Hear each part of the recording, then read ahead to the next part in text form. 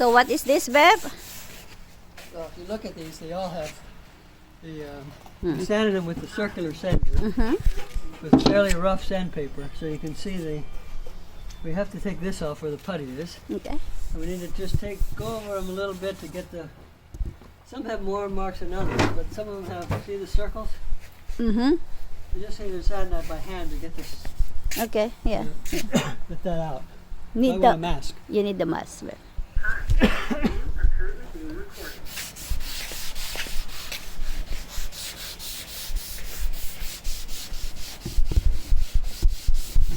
So, ito guys, hiningi namin dun sa friend ni Rube.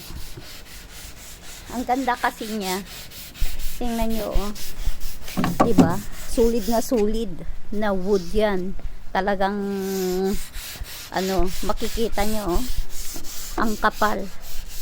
So, nasasayangan ako. So, hiningi ko siya. Yung nasa likod lang yung pangit. Pero wood pa rin. Ang ganda niya.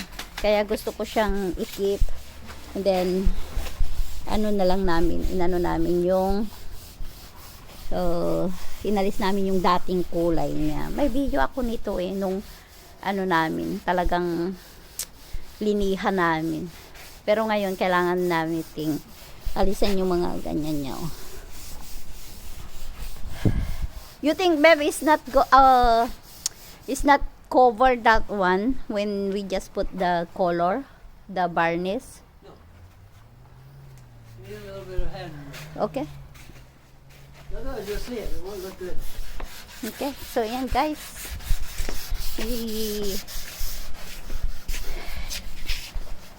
Muna namin, ilihag kaunti.